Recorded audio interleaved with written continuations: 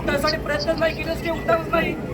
ते सांगितलं त्यांनी, ते उठण्यासाठी प्रयत्न करू असं ते बोलले. सोनाला फक्त स्टे यायची वाट बघत होतो का, हा प्रश्न आहे माझा.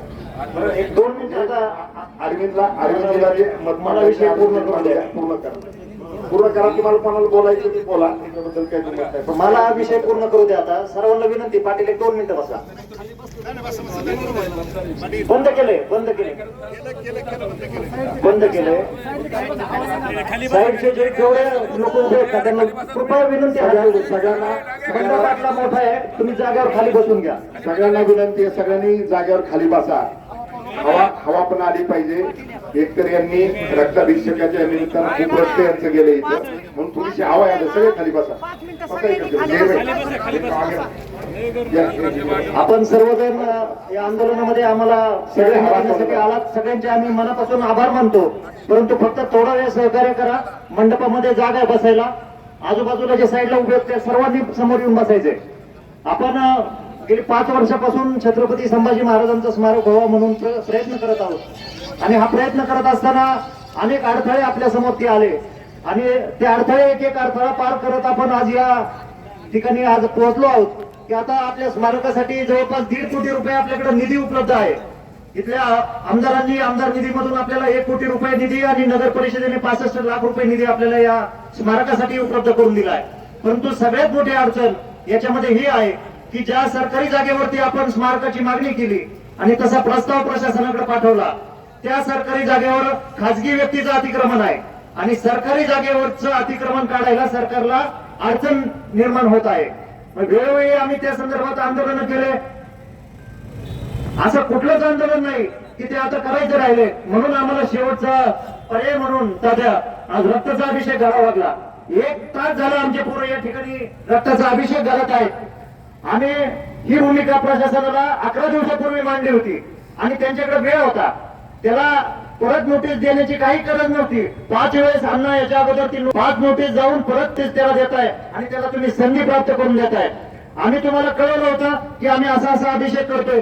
तुम्ही त्याची जर गंभीर दखल घेतली असती, तुमच्या सरकारी वकिलामार्फत सर्व कारवाई जर पूर्ण कोर्टाची प्रक्रिया पूर्ण केली असती तर त्याला स्टेज मिळाला नसता आणि आज ते अतिक्रमण निघून आपल्या स्मारकाचा मार्ग मोकळा झाला असता.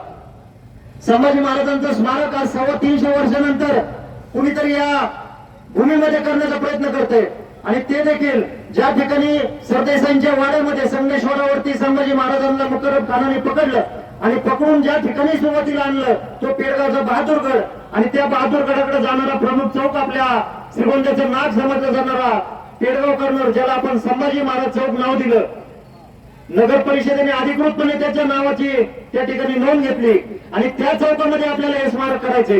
स्मारकामध्ये आपण संभाजी महाराजांचा अश्वारूढ पुतळा उभा करतोय, जो जगातला पहिला पुतळा राहणार आहे. आजपर्यंत फक्त शिवाजी महाराजांचे पुतळे तयार झालेले आहेत. संभाजी महाराजांचा अश्वारूढ पुतळा कुठेही तयार झालेला नाही आणि मग संभाजी महाराजांचा अश्वारूढ पुतळा त्या ठिकाणी आपल्याला स्मारक आणि पुतळा उभा करायचा आहे. आम्ही 5 वर्ष आमच्या तरुणपणातल्या या आंदोलनासाठी खर्च केलेत. या आंदोलनामध्ये जवळपास 5 वर्षामध्ये 4 ते 5 तहसीलदार बदलून गेलेत आणि मॅडम तुम्ही आलात, तुमच्या अगोदर ज्या ढोकळे साहेबांनी जे ऍफिडेव्हिट दाखल केलं कोर्टामध्ये, जी बाजू आपली सरकारची बाजू जी मांडली कोर्टामध्ये, खरं तर त्यांना ज्यावेळेस लक्षात आलं ना की समोरचा व्यक्ती कोर्टात गेलाय, त्यांनी घाईघाईने लगेच स्वतः आम्हाला न विचारता देखील कोर्टात जाऊन त्या ठिकाणी ऍफिडेव्हिट दाखल केलं, म्हणून आपलं टिकलं.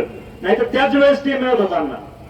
त्यांचा आपण धन्यवाद मानले पाहिजे. त्या व्यक्तीने अतिक्रमण काढण्यासाठी सगळे मार्ग मोकळे करून दिले त्यांना आणि जाताना त्यांची तडकाफडकी बदली झाली, कुणी केली काय केली हा विषय वेगळा आहे. परंतु बदली होऊन जात असताना आम्ही त्यांना विनंती केली की नवीन तहसीलदारांना तुम्ही हा विषय सविस्तरपणे आपण एकत्रितपणे मांडू. त्यांनी 1 तास आम्हाला वेळ दिला. नवीन तहसीलदारांपुढे आम्ही असा काय विषय मांडला आणि मॅडमनी देखील मला विषय समजला, मी आता लवकरात लवकर कारवाई करीन असा आम्हाला साजन भैया शब्द दिला.